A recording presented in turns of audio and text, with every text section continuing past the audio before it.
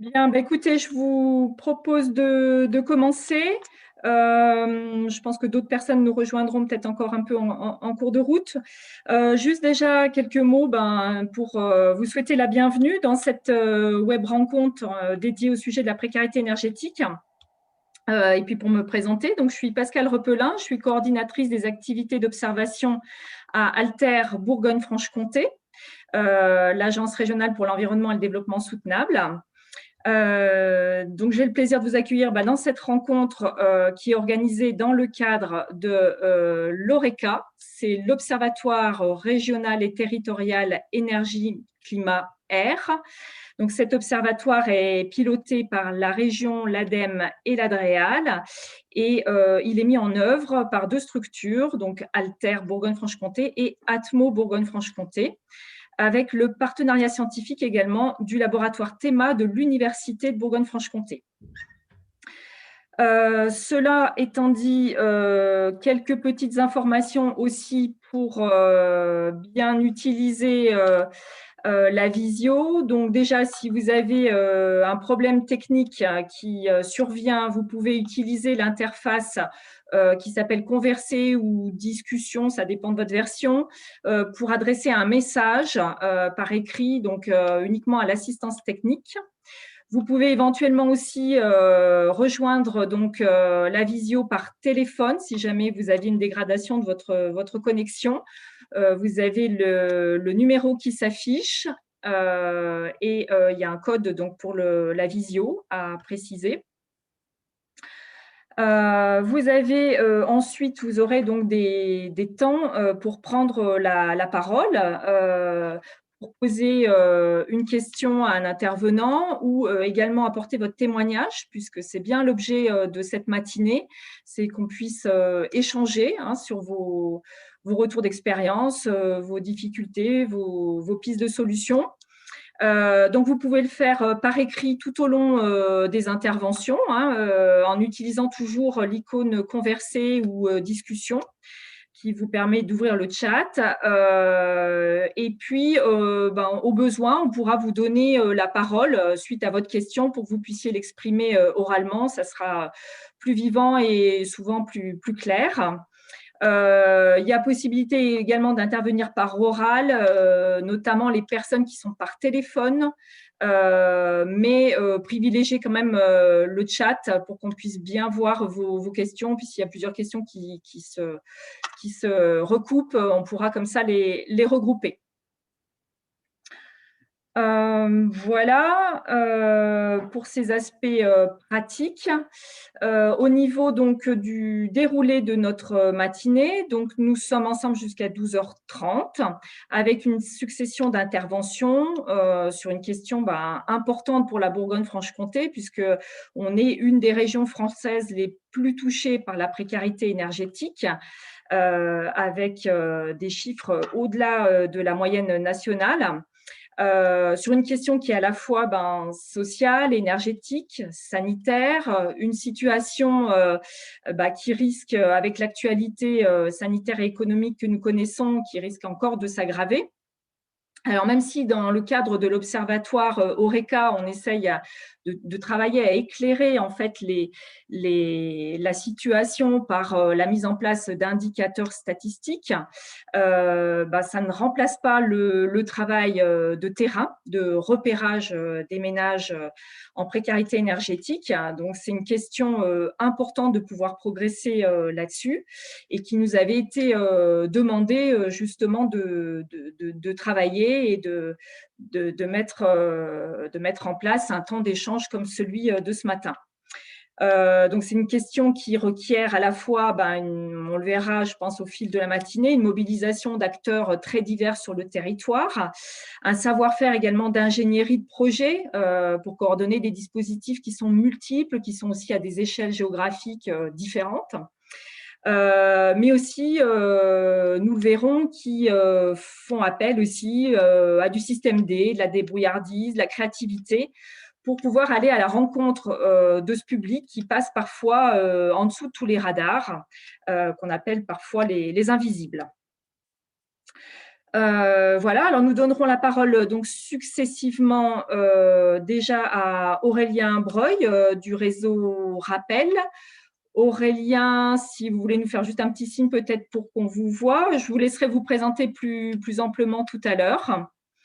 Donc, vous nous ferez un tour de France des initiatives dans les territoires, et notamment des SLIM, mais pas que.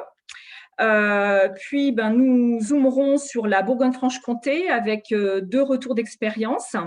Tout d'abord, nous accueillerons un trio féminin, Anne-Cécile Clure du Grand Besançon Métropole, Fleur Coutré de la communauté de communes d'Oubeaumois et Amandine Pourrat de la ville de Besançon, pour nous faire vivre un petit peu ce qui s'est passé sur leur territoire avec un petit exercice de créativité.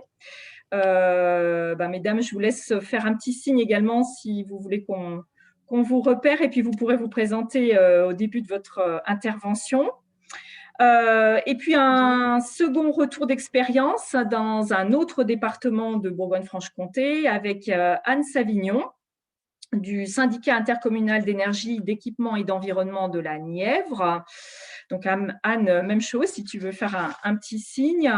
Donc Anne, tu nous feras part de ta longue expérience maintenant dans le domaine de la précarité énergétique dans un territoire rural avec une population vieillissante.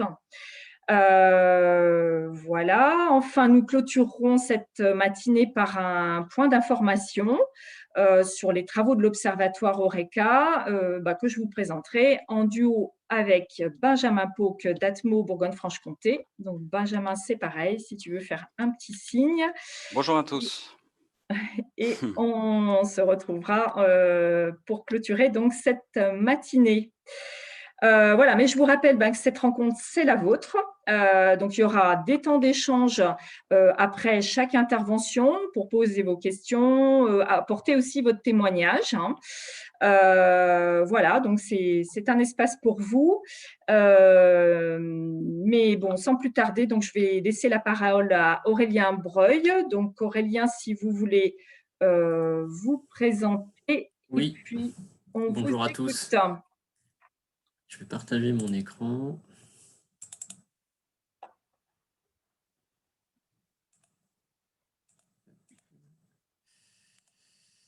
Est-ce que vous voyez bien mon écran? Oui. Je le vois, oui. Donc, bonjour à tous. Donc, Aurélien Breuil, je suis responsable de projet précarité énergétique pour l'association Solibri. L'association Solibri, on intervient spécifiquement sur la thématique de la précarité énergétique. On mène différentes activités, on propose du conseil et de l'accompagnement, on vient en appui en fait de porteurs de projets qui souhaitent développer des projets de lutte contre la précarité énergétique. Alors à titre d'exemple, on a pu appuyer l'expérimentation qui va vous être présentée lors de la deuxième intervention. On réalise des formations également, on forme les travailleurs sociaux à la compréhension du phénomène de la précarité énergétique et pouvoir leur donner des moyens d'action auprès des ménages.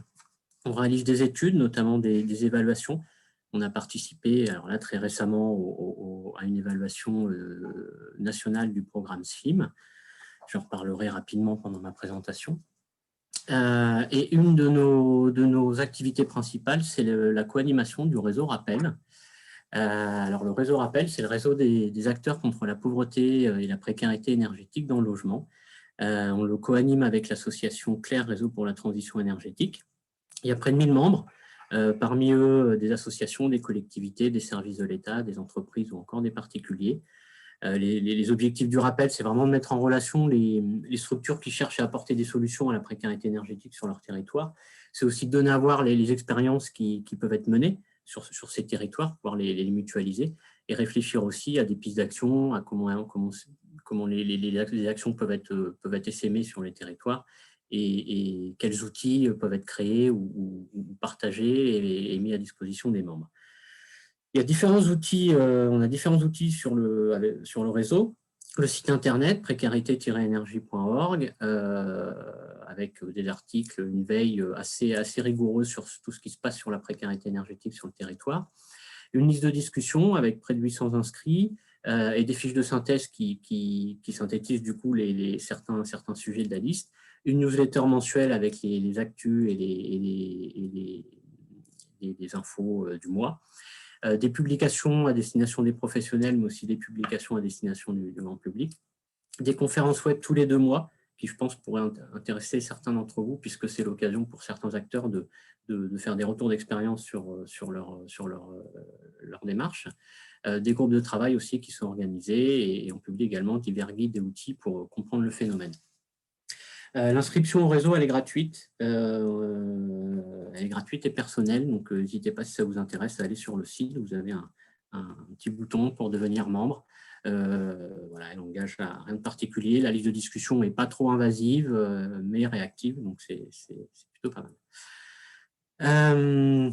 Alors, comme le disait Pascal en introduction, par rapport à ce qui s'est passé cette année, notamment la crise sanitaire, je vais vous faire un petit point de contexte sur 2020, sur l'impact qu'a pu avoir la crise sanitaire pour les ménages. Alors, c'est encore difficile aujourd'hui d'appréhender de manière objective les effets de la crise sur les ménages. Par contre, il y a une série de constats qu'on peut afficher, qui sont notamment remontés des membres du rappel et des associations caritatives. Pendant la crise sanitaire, elle a généré une baisse de revenus pour les ménages. Il y a un ménage sur 3 qui aurait subi une baisse de revenus pendant cette crise. Du coup, ça génère une baisse du reste à vivre pour les familles, et du coup, qui peut être problématique pour ceux qui ont déjà un budget très contraint. Et ça génère notamment plus de privations, notamment alimentaires, des impayés ou d'autres difficultés financières. Alors, autant elle aggrave la situation de certains ménages qui étaient déjà fragiles, autant il y a aussi des nouveaux ménages qui basculent dans la précarité. Il y aura 1 million de ménages, 1 million de Français qui auraient basculé dans la pauvreté selon la Fédération des acteurs de la solidarité. Qui dit confinement dit occupation accrue du logement et donc possiblement hausse des consommations d'énergie. Elle a été assez modérée au premier confinement, mais deuxième confinement, avec l'arrivée de la période de chauffe, on pense vraiment, enfin, il y a même des premiers chiffres qui sont arrivés, que les consommations vont augmenter. Et comme beaucoup de ménages ont priorisé certaines dépenses élémentaires, comme la santé ou l'alimentation, ils ont plutôt eu tendance à mettre de côté, à mettre en attente les factures et les loyers. Ce qui fait qu'il y a de fortes craintes de voir exploser les impayés et les demandes aux services sociaux, notamment au sortir de la trêve hivernale en 2021, puisque pour le moment, les ménages sont protégés des coupures et des expulsions. Il y a également une augmentation des risques sanitaires liés au logement, puisqu'on est plus souvent quand on habite un logement insalubre, humide, froid, ça peut avoir un impact sur la santé. Donc, si on est confiné, on est plus longtemps dans ce logement, donc on est plus exposé à ces problèmes de santé. Augmentation de la précarité sociale, plus générale, avec la hausse des violences conjugales, plus d'isolement, plus de précarité alimentaire, de fractures numériques. Des travaux de rénovation énergétique qui ont été retardés, des dépôts de dossiers de subvention aussi pour les travaux qui ont été mis en attente. Et aussi une perte de contact avec certains publics, puisque les intervenants ont dû aussi s'adapter à la situation, avec des services sociaux qui fonctionnaient peut-être de manière restreinte, avec du télétravail qui était plutôt difficile. Et voilà, tout ça cumulé, on pressent, il y a un gros risque d'aggravation du phénomène de précarité en général, mais aussi de précarité énergétique pour ces prochains mois. Donc, les dispositifs de lutte contre la précarité énergétique devront être au rendez-vous ces prochains temps. Alors, ces dispositifs, ils existent. Avec le rappel, on a recensé près d'une vingtaine de dispositifs et de programmes nationaux et plus de 2000 aides des collectivités locales. Donc, le problème, c'est que le recours à ces dispositifs est souvent en deçà des objectifs.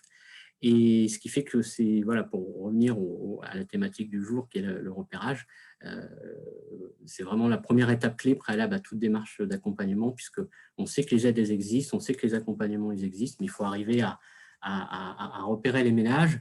Il n'y a pas une méthode qui fonctionne mieux que les autres, mais je vais tenter de vous présenter un petit panorama des différents moyens de repérage qui peuvent exister, avec parfois des petits focus sur des initiatives qui ont pu être mis en place sur les territoires. Alors, premier moyen de repérage, c'est le repérage à partir des impayés d'énergie. On peut repérer les ménages qui ont des difficultés à payer leurs factures d'énergie grâce aux aides au paiement des factures. C'est le cas du Fonds Solidarité Logement, donc qui est propre à chaque département et qui permet entre autres d'aider au paiement des loyers ou des factures. Les aides des centres communaux d'action sociale ou des centres intercommunaux d'action sociale, ou encore les aides des associations caritatives. Voilà, donc là, l'idée, c'est pour le porteur d'un projet de lutte contre la précarité énergétique, ça va être d'aller voir les travailleurs sociaux qui instruisent ces demandes, les sensibiliser à la thématique, les convaincre de l'intérêt du dispositif pour qu'ils puissent créer un partenariat et repérer les ménages. Le repérage peut se faire aussi via les fichiers d'impayés des fournisseurs qui sont censés transmettre les fichiers de leurs clients d'impayés au CCAS. Alors, tous les fournisseurs ne le font pas. Tous les CCAS ne les exploitent pas forcément, mais c'est aussi une possibilité. Une des limites de ce moyen de repérage, c'est qu'il y a des ménages qui ne sont pas en impayés, qui préfèrent se restreindre et qui ont froid. Et il y a aussi des ménages qui sont en impayés, mais ne se saisissent pas forcément des aides. Donc voilà, c'est une des limites principales de ce moyen de repérage. Et d'une manière plus large, les travailleurs sociaux, c'est souvent le premier acteur auquel on pense quand on parle de repérage dans la précarité énergétique, puisque c'est aussi leur rôle de détecter les personnes en difficulté. Donc, c'est vraiment des acteurs qui sont importants à mobiliser, qu'ils soient au sein des collectivités locales, de bailleurs sociaux ou encore d'associations. Autre type de moyen de repérage, on peut aller repérer les ménages en allant à leur rencontre, en menant des actions de proximité, comme par exemple des ateliers de sensibilisation aux économies d'eau et d'énergie, qui peuvent se faire dans le cadre de partenariats avec un centre social ou une maison de quartier qui anime déjà des temps collectifs avec leurs bénéficiaires. Alors, ça peut être aussi des actions plus ouvertes. Donc je vous prends l'exemple des villages santé énergie, qui est une initiative de l'agence locale de l'énergie d'Ardèche et de l'association Santé Autonomie. L'idée de ce projet, c'était de proposer un temps d'échange convivial et ludique pour sensibiliser le public, donc ils ciblaient notamment les personnes âgées, sur les questions d'énergie et de santé. Donc, ils ont réussi à créer, c'est aussi pour ça que je vous en parle, parce qu'ils ont réussi à créer un lien entre l'énergie et la santé. Alors, ils avaient au préalable mobilisé des acteurs de la santé pour participer aux événements, ce qui fait que sur ces temps forts, ils avaient donc le stand de l'Agence de l'énergie, le stand de l'association d'aide à domicile, l'opérateur Habitat qui était Solia, l'association des malades d'Alzheimer, etc. Et donc, en plus de sensibiliser les ménages aux risques sanitaires de l'énergie dans le logement, l'idée, c'est aussi qu'ils puissent orienter vers les aides et les accompagnements proposés chacun des acteurs. Un des principaux freins de ce type de repérage, c'est la difficulté à mobiliser justement sur des événements assez ouverts. Je sais que pour ce projet, ils n'ont pas eu tant de repérage que prévu pour leur dispositif, puisque l'ALEC orientait vers leur SLIM à l'époque. Par contre, ce qui est intéressant, c'est qu'ils ont pu créer un réseau entre les acteurs de l'habitat, de l'énergie, de la santé. Et du coup, ils continuent de mener des actions sur des temps forts de chacun des acteurs et de s'orienter aussi des personnes entre eux. Bon, voilà un petit visuel avec les petites photos. Ils ont créé un jeu, une roue de l'énergie, un guide pratique. Voilà, il y a plusieurs outils qui ont été créés dans ce cadre-là avec un format reproductible. Ce qui m'amène aussi à parler du repérage grâce aux professionnels de la santé. Alors, il y a assez peu d'initiatives en ce sens, même si certains quand même arrivent à mobiliser les acteurs de la santé pour repérer les ménages. Ça reste encore difficile de ce qu'on entend, enfin nous, sur les entretiens qu'on a pu faire avec les collectivités qui portaient des SLIM, c'est encore des acteurs assez difficiles à mobiliser, mais c'est possible. Je vous présente l'exemple de l'association d'aide à domicile qui s'appelle Eden, qui est donc en Côte d'Or, qui s'est adjoint les compétences d'un bureau d'études en sciences humaines qui s'appelle Hémicité. Alors eux, l'idée, c'était de s'appuyer sur le fait que les aides à domicile, elles ont accès au logement des personnes âgées, qui est un des publics plus exposés à la précarité énergétique, et s'appuyer sur la relation de confiance qui a pu être créée justement entre l'aide à domicile, donc qui va aider, ça va être le ménage, ça va être l'aide administrative, ça va être les courses, etc. S'appuyer sur cette relation de confiance pour aller repérer des ménages en situation de précarité énergétique dans leur logement. Donc ça a pris un peu cette forme. Bon, ça a pris cette forme complètement. Il y a eu des temps de sensibilisation des aides à domicile pour pouvoir leur permettre de connaître les indices de repérage de la précarité énergétique. Est-ce que les personnes accompagnées ont des difficultés de paiement de factures? Quelles sont leurs conditions d'habitat? Est-ce qu'elles ont froid? Ils ont également construit une grille de repérage pour pouvoir justement dans le domicile identifier les personnes qui seraient exposées à la précarité énergétique. Une fois que les bénéficiaires étaient identifiés, il y a un diagnostic sociotechnique qui a été réalisé par les coordinatrices du service d'aide à domicile, mais aussi par des référents, donc des aides à domicile qui ont été formés pour faire un diagnostic sociotechnique. Donc, diagnostic sociotechnique, l'idée, c'est de qualifier plus précisément la situation du ménage dans son logement et avoir à la fois un état des lieux de sa situation socio-économique, mais aussi des données techniques pour pouvoir justement mieux qualifier le problème et l'orienter vers les bonnes solutions, que ce soit la gestion budgétaire, que ce soit vers les opérateurs habitat pour mener des travaux. Voilà, donc c'est un projet qui a assez bien marché, en tout cas qui a été pérennisé. Aujourd'hui, ils ont six aides à domicile qui sont devenues référentes et des aides à domicile qui repèrent les ménages parmi les personnes chez qui elles interviennent. Sur la mobilisation des aides à domicile, c'est un acteur qui revient assez souvent, c'est assez difficile de les mobiliser. On l'avait évoqué un peu avec Pascal et Fabienne pendant la préparation de la journée, enfin de la matinée. C'est des acteurs qui sont souvent, c'est des métiers qui sont souvent même assez précaires, c'est-à-dire qu'il y a beaucoup de temps partiel, des salaires pas élevés, peu d'évolution professionnelle possible. Du coup, il y a un fort turnover, donc c'est difficile de maintenir, quand on arrive à toucher des aides à domicile pour repérer les ménages, c'est difficile de maintenir la mobilisation puisqu'il y a pas mal de turnover et que c'est aussi difficile de leur demander des missions en plus à leur fiche de poste, qui n'est pas forcément déjà très valorisée. Il est possible de repérer les ménages aussi grâce aux professionnels de l'énergie, du logement et de l'habitat. Alors, ça va être les structures qui apportent des conseils techniques aux juridiques aux ménages, donc les points rénovation info-service ou les espaces info-énergie, les agences départementales d'information sur le logement qui peuvent aussi recevoir pas mal de locataires dans le cadre de problèmes juridiques avec le bailleur et qui peuvent déclencher une médiation avec le bailleur pour mener des travaux. Donc voilà, c'est des acteurs qui peuvent identifier les ménages qui auraient des difficultés à chauffer ou des problèmes avec leur facture d'énergie.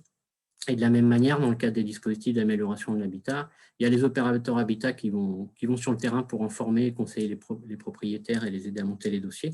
Du coup, c'est un moment aussi où ils peuvent repérer les ménages en difficulté. Après ça, c'est des acteurs qu'on va retrouver quand même plutôt après dans la chaîne de traitement, c'est-à-dire après le repérage et le diagnostic de la situation. On va plutôt les retrouver quand on va commencer à parler des travaux, avec les diagnostics techniques dans le logement, l'information sur les aides aux travaux, la définition du programme, le choix des artisans, etc. Alors, comme acteurs pouvant être partie prenante du repérage, j'ai évoqué les travailleurs sociaux, j'ai évoqué les acteurs de l'énergie, les acteurs de l'habitat. Ces acteurs, on les appelle les donneurs d'alerte, puisque c'est eux qui vont donner l'alerte, qui vont repérer les ménages en précarité énergétique. Et donc, il y a certains dispositifs qui incluent comme moyen de repérage la création d'un réseau local de donneurs d'alerte, c'est-à-dire qu'ils vont mobiliser et mettre en lien le plus grand nombre d'acteurs possibles qui seront en contact avec les familles. Alors voilà, il y a les professionnels de la santé, les travailleurs sociaux, les intervenants à domicile, il peut y avoir les associations de consommateurs, les bailleurs sociaux, le secteur caritatif. En gros, et c'est là où c'est important aussi au démarrage d'un projet de lutte contre la précarité énergétique de diagnostiquer qui est sur le territoire, qui sont les acteurs et qui sera vraiment au contact des ménages, parce qu'on se rend compte qu'aujourd'hui, dans notre société contemporaine, personne n'est vraiment invisible. Les ménages sont toujours en contact avec une institution, avec un organisme, avec des voisins, avec de la famille. Et c'est justement cette idée de réseau de donneurs d'alerte, c'est de déployer au maximum ce réseau pour élargir le nombre et le profil de ménages qui sont touchés. Donc, alors le SLIM, c'est l'exemple du programme SLIM. Alors, il y a des projets qui utilisent la même méthodologie hein, que le SLIM, sans être, entre guillemets, labellisé SLIM, puisque l'idée, ça va être d'organiser la chaîne de détection, d'aller ensuite faire ce diagnostic socio-technique dont je vous parlais tout à l'heure. On est un peu sur le même schéma de repérage de diagnostic, puis d'orientation. En fonction du diagnostic, on va orienter vers les solutions les plus adéquates pour les ménages. Donc le SLIM, c'est quoi? C'est un programme national. C'est un service local d'intervention pour la maîtrise de l'énergie. C'est un programme national qui est porté par le CLER, Réseau pour la transition énergétique. Et en fait, chaque projet local est piloté par une collectivité. Il peut y avoir plusieurs échelles, la métropole, une communauté d'agglomération, une ville, un CCAS.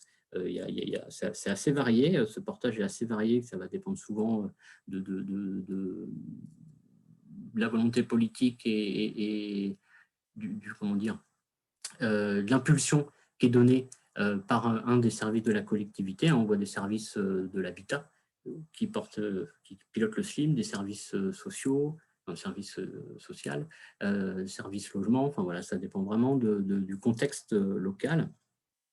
Les SLIM, ils sont financés en grande partie par les certificats d'économie d'énergie. Le financement peut monter jusqu'à 70% du projet. Et il y aura en 2021, normalement, 47 collectivités qui seront porteuses d'un SLIM. Donc, ça prend un peu cette forme. C'est une plateforme qui vise à massifier le repérage via donc, le réseau de donneurs d'alerte. Donc, l'idée, c'est que les donneurs d'alerte qui sont mobilisés par les animateurs du SLIM puissent repérer les ménages et déclenchent du coup une visite à domicile par des chargés de visite qui vont diagnostiquer la situation et les ménages pourront ensuite être orientés vers les partenaires en charge des dispositifs. Donc, il y a vraiment une animation de réseau, que ce soit les donneurs d'alerte, mais aussi les partenaires qui arrivent après le diagnostic.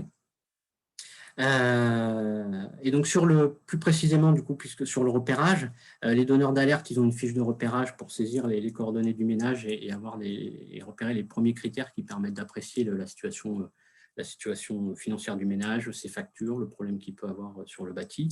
Il y a un numéro unique ou une adresse mail unique du SLIM pour que les donneurs d'alerte puissent faire un signalement que les ménages s'auto-saisissent du dispositif. Il y a des partenariats aussi, des liens qui sont faits avec les dossiers de demande d'attribution d'aide FSL, d'aide du Fonds Solidarité Logement ou du CCAS, donc ce que je vous disais au tout début. Et aussi des outils de communication pour informer directement les ménages et les donneurs d'alerte sur l'existence du dispositif. Donc, je ne rentrerai pas dans le détail sur des exemples, parce que je pense qu'on va en reparler après sur la deuxième intervention. Alors, le schéma que je vous présente, il est assez générique. Hein. C'est un schéma type qui va varier en fonction du contexte local. Est-ce que les visites à domicile sont internalisées par la collectivité ou pas? Est-ce que l'animation du SLIM Non, pardon, l'animation et les visites à domicile peuvent être complètement internalisées. Il peut y avoir des opérateurs sur le terrain associatifs qui réalisent ces visites. Donc, voilà, il y a vraiment autant de SLIM que de contexte local. Ce qu'on s'est aperçu sur l'évaluation des SLIM concernant le repérage, c'est que c'était, en tout cas, tout le monde était assez d'accord sur le fait que une de ses forces, c'est qu'il réside vraiment dans sa capacité à mobiliser une large variété d'acteurs et qui permet justement, grâce à ça, d'aller chercher des ménages qui sont hors radar et qui n'ont pas recours forcément aux aides. Après, animer un réseau de donneurs d'alerte, c'est beaucoup de temps, c'est beaucoup d'énergie, puisque c'est beaucoup d'outils à déployer. C'est aller rencontrer les donneurs d'alerte en face à face ou en réunion plénière de présentation. C'est maintenir le lien, les informer de ce qui s'est passé ensuite pour le ménage qu'ils ont orienté vers le SLIM. Donc, il y a vraiment beaucoup de temps et d'énergie qui doivent être consacrés pour créer le lien de confiance avec ces donneurs d'alerte et pour le conserver aussi. Et c'est l'occasion aussi, justement, le moment de la mobilisation des donneurs d'alerte, et ça vaut aussi pour ce que je disais avant, quand on va aller voir un acteur pour mettre en place un système de repérage, c'est de pouvoir informer, sensibiliser et former tous ces donneurs d'alerte. Alors, il y a différentes initiatives qui existent, que ce soit des formations, que ce soit des rencontres d'information auprès des services sociaux, par exemple, pour que vraiment les donneurs d'alerte puissent être outillés pour repérer les situations. Je crois même que sur le Jura, il y a un guide de l'AGENA à destination des travailleurs sociaux qui permet justement de donner les différents indices de précarité énergétique. Alors, un moyen de repérage qui sort un peu du lot dans le sens où il ne fait pas appel forcément à des professionnels, il fait plutôt appel à des pairs, donc PAIR, à savoir d'autres habitants qui vont pouvoir aborder un peu le ménage d'égal à égal. Il y a l'exemple qui a été pas mal mis en avant, c'est l'exemple des locomoteurs. Eux, leur idée, c'était de remédier au non-recours dans le cadre d'une opération programmée. Il y avait peu de saisines des aides et des accompagnements pour améliorer l'habitat privé. Du coup, ils ont mobilisé une équipe d'habitants qu'ils ont nommé les locomoteurs, qui ont été formés sur la mise en relation, sur le caractéristique un peu technique de l'habitat. Ce n'est pas très poussé, mais qu'ils aient au moins quelques éléments. Et sur le dispositif en lui-même d'aide et d'accompagnement aux travaux. Et ces locomoteurs, ils vont faire du porte-à-porte. Ils vont sensibiliser les personnes. Ils vont identifier les ménages qui sont éligibles aux aides de l'ANA, donc les aides qui les aident aux travaux, et les encourager à se saisir du programme de l'opération programmée. Et donc, une fois qu'ils sont identifiés, les ménages sont orientés vers l'opérateur habitat. C'est quelque chose qui a assez bien marché, parce que ça a permis d'aller chercher des ménages qui étaient assez éloignés des administrations et des institutions. Il y a, je crois, 8 à 9 portes sur 10 qui ont pu s'ouvrir au passage des locomoteurs. 2 tiers du volume d'activité de l'opérateur habitat provient de ce repérage. Ils ont même eu parfois du mal à gérer les pics de sollicitation. Et je crois 20% des ménages qui s'engagent dans l'OPA après le passage des locomoteurs. Donc ça a assez bien marché. Et ce type de moyens de repérage, ils misent vraiment sur la capacité des pairs, des 2 tiers qui sont pas forcément des experts, et s'appuie vraiment sur le discours un peu d'égal à égal, qui dédramatise un peu le dispositif, la complexité administrative, et qui permet de créer une relation de confiance favorable au repérage. Dernier moyen de repérage, je suis un peu en retard.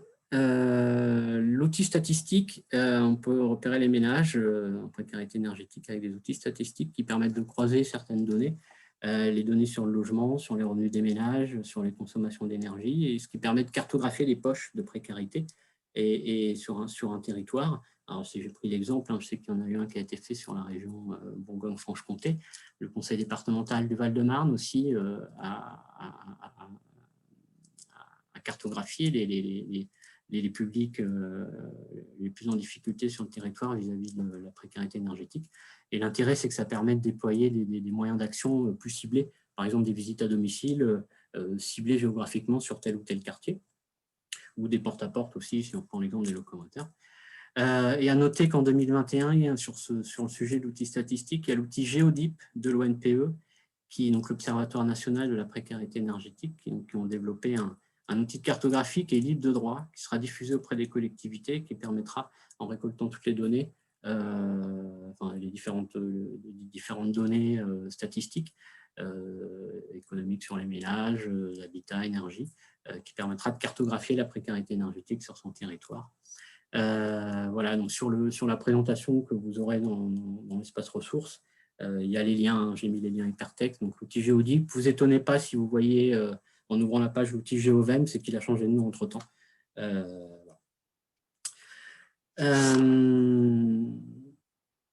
Je vous ai mis, pour aller plus loin, des liens vers les webinaires du rappel par rapport aux initiatives que j'ai évoquées, et un lien également vers l'atelier repérage du 3e colloque de l'Observatoire national. Il y a pas mal de présentations aussi qui ont été faites, et également un ouvrage de l'ONPE sur les méthodes de détection et de traitement des ménages en précarité énergétique par les CCAS. Voilà, donc, voilà, il y a juste une chose à retenir, enfin, sur le repérage des ménages, c'est vraiment la nécessité de mettre en place une assez grande diversité d'actions pour justement pouvoir mobiliser un plus grand nombre d'acteurs qui sont au contact des ménages pour leur proposer des solutions et les accompagner.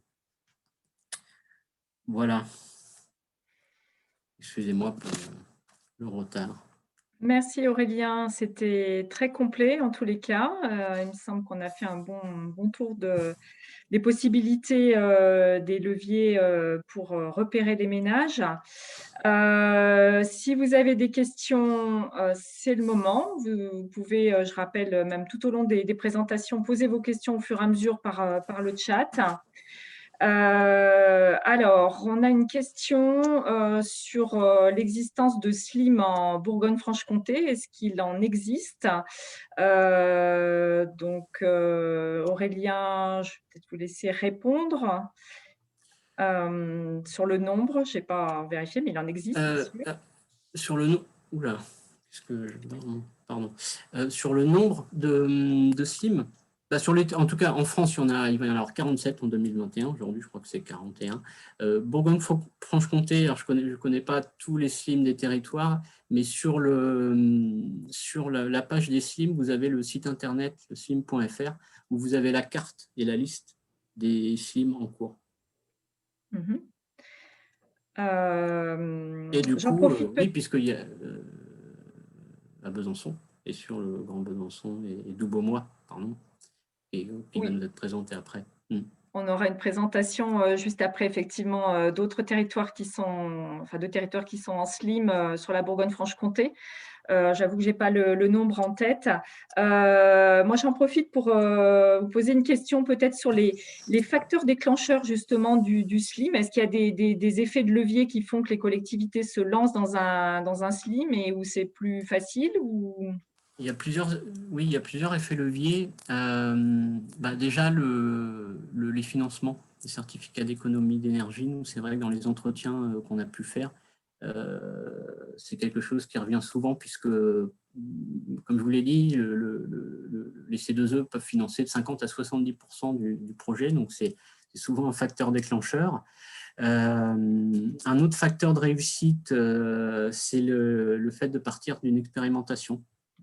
On a il y a beaucoup de SIM qui sont partis d'une expérimentation.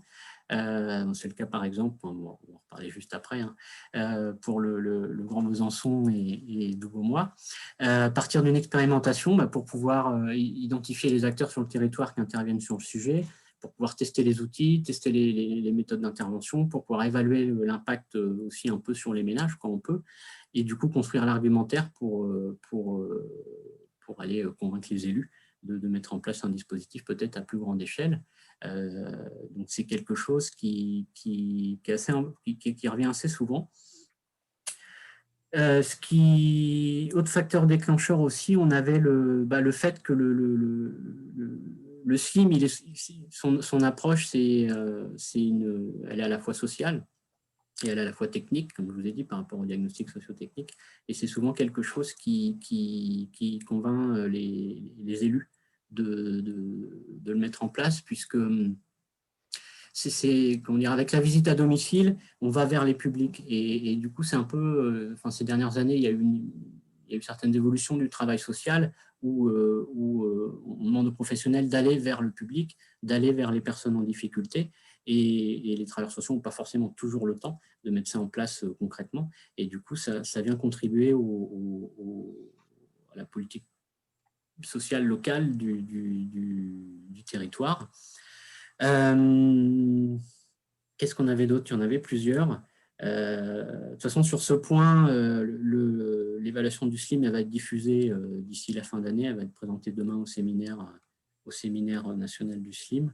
Le fait de s'appuyer sur des acteurs locaux qui ont une certaine expertise de la précarité énergétique, ça revient aussi pas mal. Il y a souvent des structures qui, à terme, deviennent porteurs de l'animation du SLIM et des visites à domicile. Souvent, c'est des associations de maîtrise de l'énergie, des agences locales de l'énergie ou autres, qui ont déjà un œil un peu aiguisé sur la précarité énergétique et du coup qui peuvent appuyer la collectivité dans la mise en place du dispositif.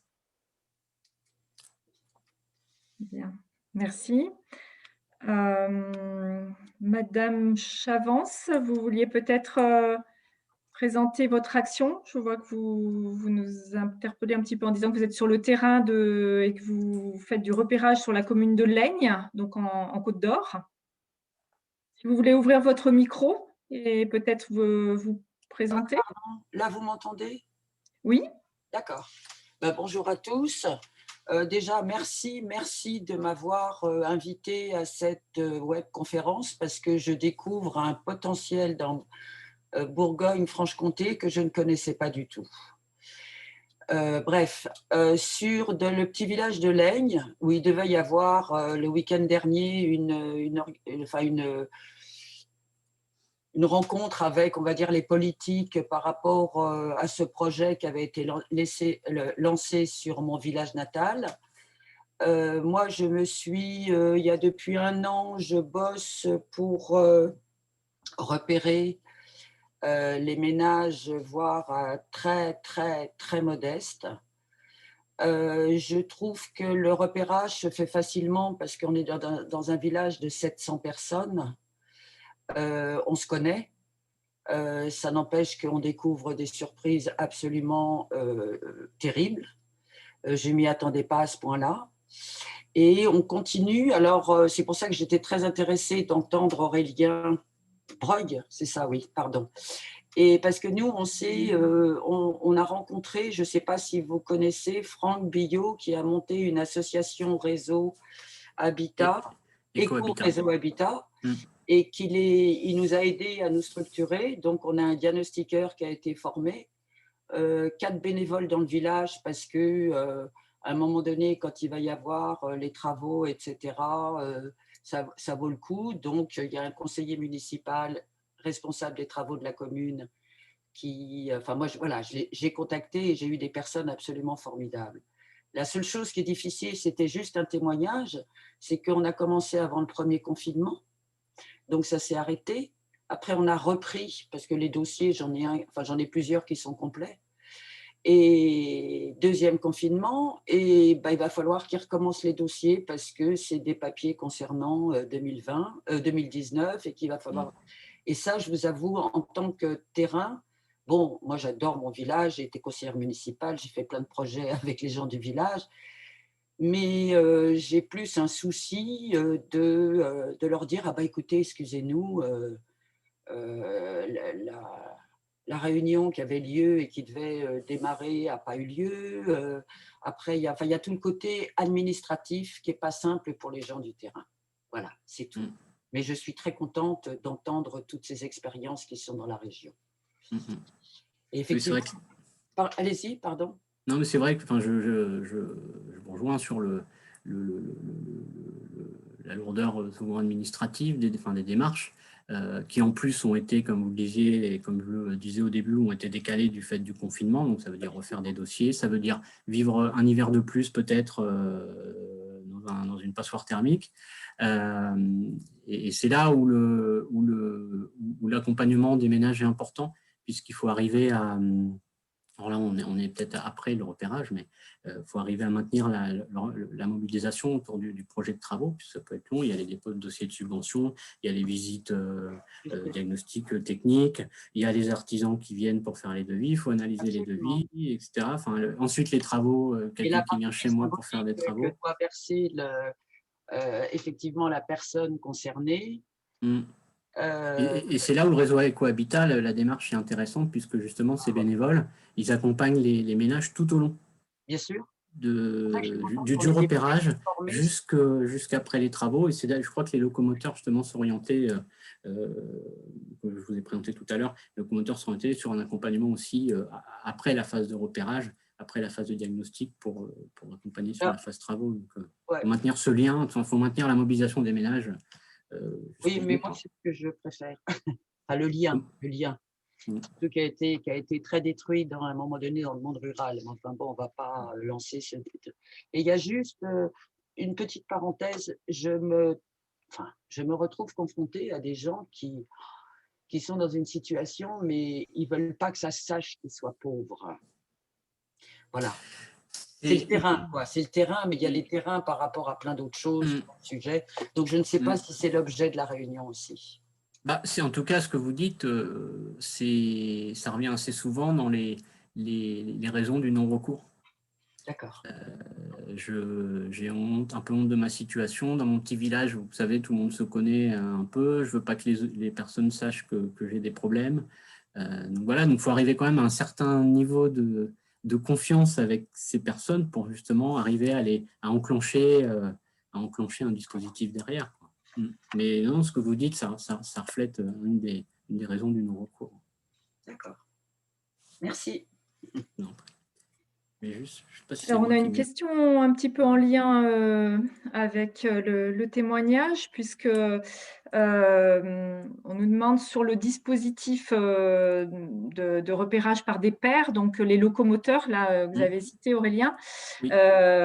Qui a créé ce dispositif et puis, est-ce qu'il y a l'équivalent en région? Donc, c'est dans l'idée, effectivement, de s'appuyer sur les habitants d'une commune, comme Madame Chavance vient de nous en parler. Alors à la base, ça a été. Donc, qui a créé les locomoteurs et est-ce qu'il existe la même chose sur votre territoire, hein? C'est bien ça la question. Oui. Alors, qui a créé les locomoteurs? À la base, c'était il me semble, de toute façon, c'est souvent une histoire de personnes, hein.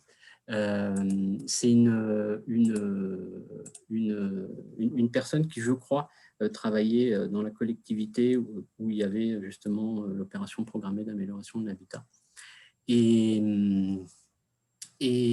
du coup, qui a pu, à travers de cette initiative qui a été menée, qui a pu monter une association pour pouvoir du coup déployer le projet des locomoteurs, pouvoir aussi salarier ces habitants, parce qu'il y a quand même il y a une petite rétribution financière qui leur est donnée.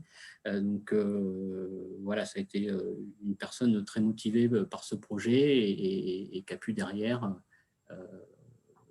est née une association qui s'appelle les locomoteurs. Après, sur votre territoire, je ne peux pas vous dire. Vous savez que moi, j'avais en tête sur cette question du père, les locomoteurs et le réseau éco-habitat, principalement. C'est vrai qu'on fait beaucoup parler d'eux. Donc, je ne sais pas, peut-être que d'autres personnes ont des retours, ont des témoignages. Je ne saurais pas vous dire sur la Bourgogne-Franche-Comté.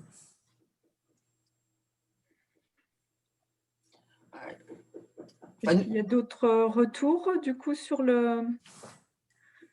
des tentatives dans d'autres territoires, peut-être? Madame Chavance, juste par curiosité, pour arriver à trouver des bénévoles dans votre village, comment ça s'est passé? Quel profil ils ont, ces bénévoles? Comment ça se passe? C'est le bouche à oreille?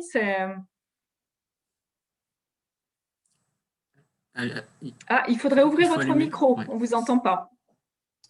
Je le coupe au moment où je devrais l'ouvrir. Enfin bon, bref.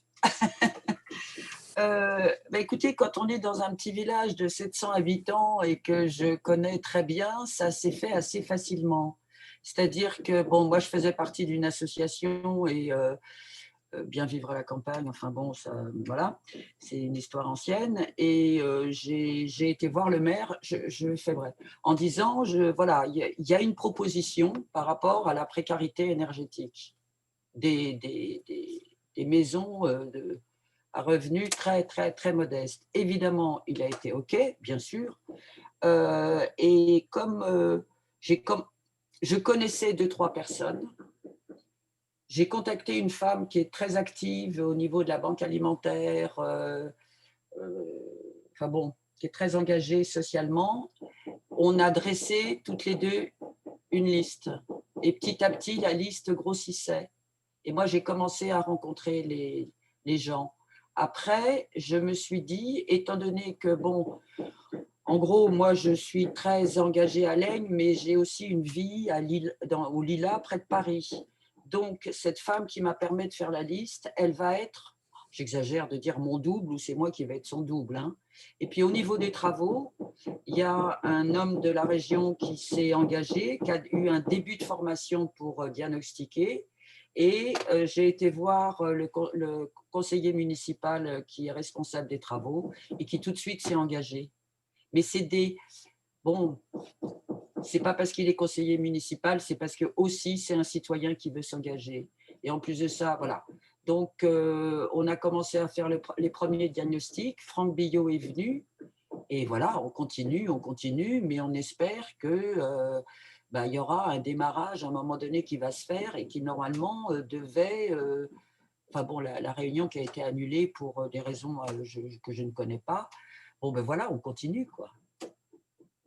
Est-ce que D'accord. c'est assez… enfin, je ne sais pas, posez-moi des questions, moi j'ai du mal à Non, parler. mais on voit très bien. Bon, c'est une affaire de personnes, hein, comme le disait Aurélien, c'est souvent comme ça, Complètement. hein. Mmh.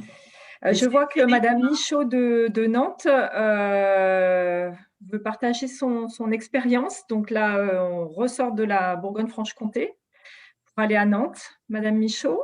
Bonjour.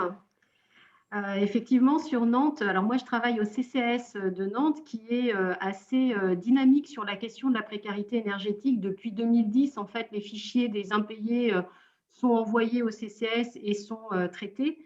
Alors on a commencé par mettre en place des visites à domicile et puis effectivement depuis 2019, on a un SLIM qui est mis en place sur la métropole nantaise. Et moi, je suis arrivée en fait en 2016 avec pour mission de mettre en place un éco-appartement, donc un appartement pédagogique pour donner des clés en fait aux habitants pour pouvoir maîtriser au mieux ces factures d'énergie. En fait, de fil en aiguille, effectivement, l'éco-appart, c'est un lieu physique, mais c'est surtout comment dire, un réseau d'acteurs qui s'est constitué et qui a décidé de travailler ensemble pour lutter contre la vulnérabilité et la précarité énergétique.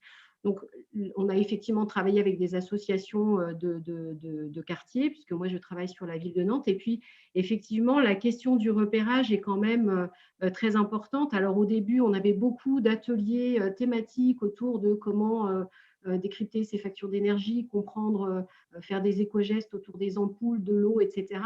Et puis, en fait, au fur et à mesure, on s'est rendu compte qu'il y avait vraiment un besoin d'acculturer en fait les professionnels pour qu'ils puissent effectivement traiter de cette question-là avec les habitants qu'ils rencontrent. Alors tout ça, hein, ça fait maintenant 4-5 ans.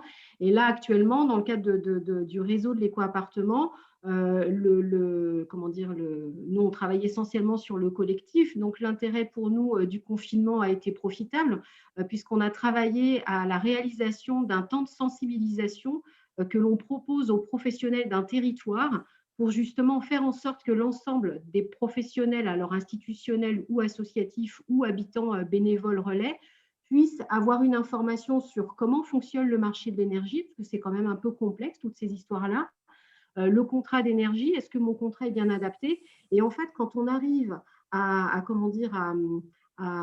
donner cette information-là aux professionnels, eh bien, en fait, derrière, ils se font le relais auprès de leurs habitants. Et nous, derrière, en fait, dans le cadre du réseau de l'éco-appartement, on peut effectivement mettre en place au plus près des territoires, dans des associations qui ont déjà un public en situation de précarité.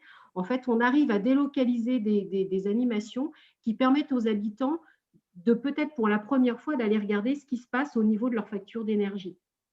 Et ça, c'est plutôt assez intéressant.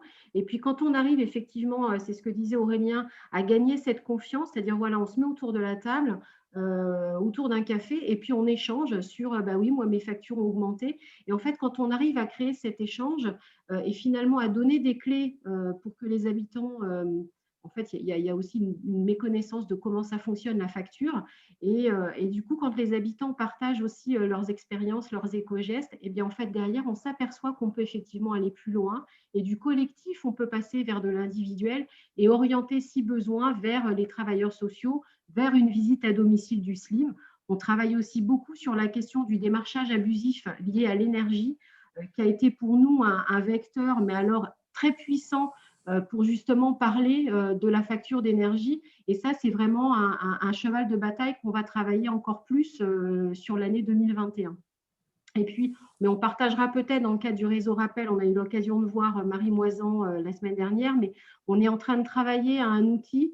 Voilà, c'est une question, une réponse pour un professionnel autour de cette question de la précarité énergétique. C'est un, comment je l'identifie de manière très simple. Et puis deux, voilà, j'ai un habitant qui a du mal à gérer sa facture, où je peux l'orienter.